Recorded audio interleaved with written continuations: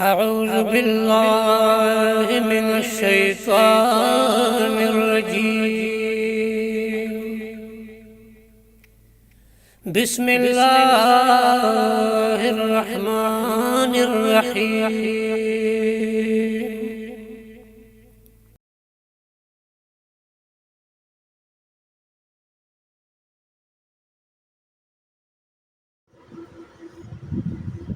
أعوذ بالله من الشيطان الرجيم. بسم الله الرحمن الرحيم.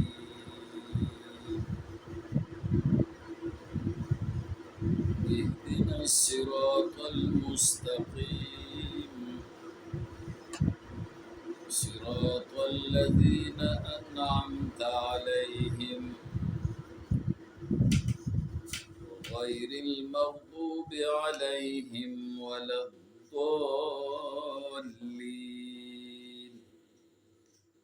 آمين. هدایتک منگتا اے اللہ دلاری نیغی، دلاری د هغه کسانو چې انعام کړی دی تا پاغي باندې، چې غضب نه دی شوی پاغي باندې او نه هغی گمراهان دي او بیلاری شوی دي. په دې مذکوره آیتونو کې الله پاک لومبه حکم دا کړی دی چې اوایا اے بنده زما چې اوخیا مونږ ته او هدایتو که مونږ ته د لارې نیغي. لومبه حکم د هدایت شوی دی او هدایت سلور قسم دی. یو هدایت اغا انابت الاللہ دی، اللہ رب العالمین طرف تا پزړه کې میلان دی او دین اسلام طرف تا پزړه کې میلان دی.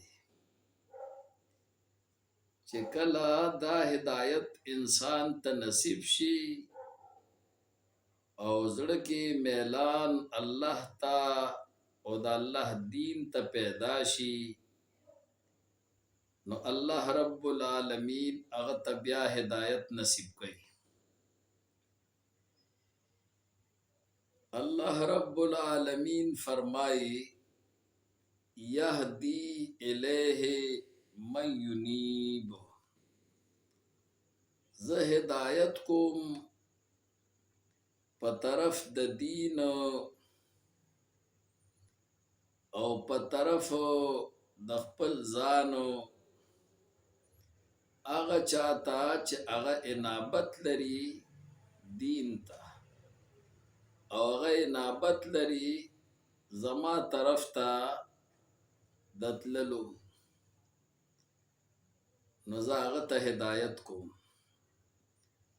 نو اوله درجه د هدایت هغه انابت دی. دویمه درجه د هدایت هغه توفیق دی، چې کله انابت پیدا شي حق ته، نو الله بیا توفیق د حق ورکوي.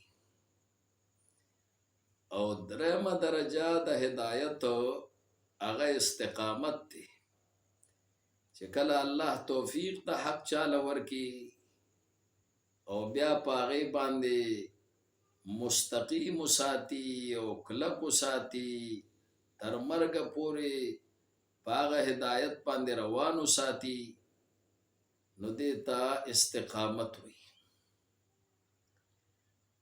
او سلورمه درجه د هدایت ربط القلب دی چې دا زړه داسې په حق پورې وتړلی شي او داسې په حق پورې دا زړه دا یو ځای شي چې هغه جدا کېدو والا نه وي. دا حق بیا د زړه نه جدا کېږي نه، نو دې ته ربط القلب وي. اصحاب کهف په باره کې الله فرمایي چې انهم فتیة آمنوا بربهم، دا یو څو نوجوانانو چې دی ایمان وروړو په خپل رب باندې، وزدناهم هدا، او منګه زیات که د دې دپاره هدایت د دي. یعنی اول توفیق ورکو او بیا هم د دې زړه په دې حق باندې مستقیم کو کلک،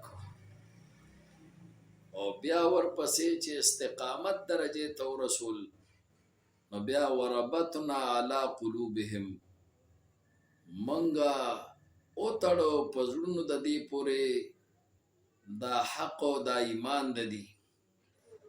اول د ایمان توفیق ورکو، ایمان وروړو، بیا هدایت زیات کو، ایمان کلک کو، او بیا دا ایمان دومره زیات کو چې گویا دا په زړه پورې وتړلی شو، بیا جدا کېدو والا نو د دې د زړونو نه. نو دا څلور درجې د هدایت دي: انابت، او دارنګ توفیق، او دارنګ استقامت، او دارنګ ربط القلب. نو اهدنا اوخیا منگا تا، توفیق را کا منگا تا، کلک کا منگا،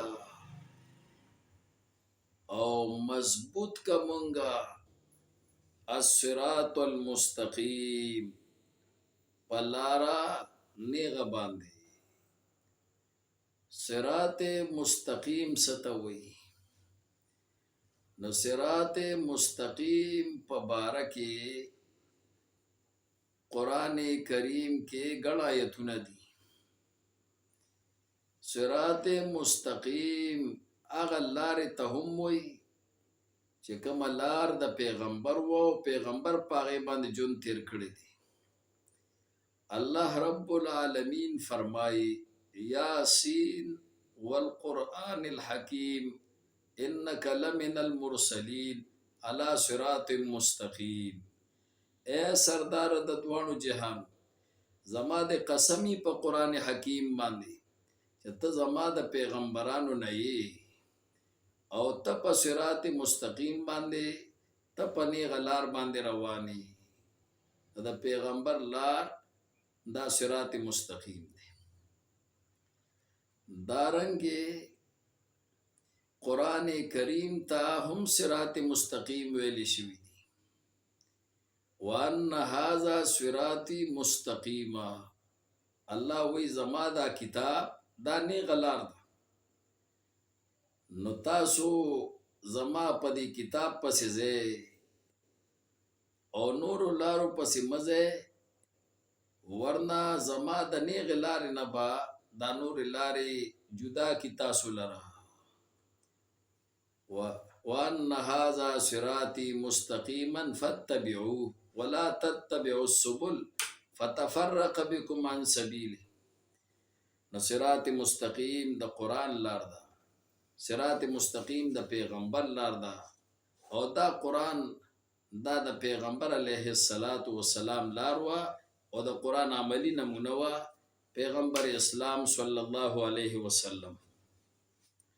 نو اوخیا منگا تا لار نیغا، یعنی د قرآن لارو خیا، د پیغمبر لارو خیا. لار د هغه کسانو چې انعام کړی د تا پاغي باندې، یعنی د منعم علیهم لار را تو خیا چې پچا باندې تا انعام کړی دی. او منعم علیهم سوق دی نو الله رب العالمین داغه وضاحت هغه مخکې کړی دی قرآن شریف کې چې اولئک الذین انعم الله علیهم چې دا هغه کسان دي چې الله په انعام کړی دی من النبیین چې هغه پیغمبران دي والصدیقین هغه صدیقین دي والشهداء هغه شهدا دي والصالحین او هغه نیکان خلق دي نو پیغمبرانو کې د پیغمبرانو سردار محمد رسول الله دی نو د محمد رسول الله لارو خیا او د نور پیغمبرانو لارو خیا او صدیقینو کې لوی صدیق ابو بکر صدیق رضی الله تعالی عنہ دی نو د ابو بکر صدیق لارو خیا او د نور رښتینو خلکو لارو خیا چې هغه رښتینی دي په ایمان کې او د شهدا لارو خیا نو په شهداو کې لوی شهید عمر فاروق دی لوی شهید عثمان غنی رضی الله تعالی عنہ دی نو د عمر لار را توخیا او دارنګ د عثمان غنی لار را توخیا رضی الله تعالی عنهما او نور شهدا چې هغه جانی قربانی ورکړي دا او جانی شهادت ورکړي دي دا الله د دین د حقانیت لپاره نو دا غي لار را توخیا او د عام نیکانو خلق لار را توخیا نو په دې دعا کې موږ د پیغمبرانو لار غواړو د ابو بکر لار غواړو د عمر لار غواړو د عثمان رضی الله تعالی عنہ لار غواړو او د نورو صحابه کرام او صالحین لار غواړو نو د دې تقاضا دا ده چې موږ داغي په طریقه باندې جون تیرو دا منعم علیهم دی نو د دې منعم علیهم لارو خیا او غیر المغضوب علیهم چې غضب نه دی شوی پاغي باندې چې هغه منعم علیهم دی او غضب پاغي باندې نه دی شوی الله ورته نه دی غوسه شوی او ولد ضالین او هغه گمراهانم نو بیلارهم نو آمین اے الله زمون دا دعا قبول کړي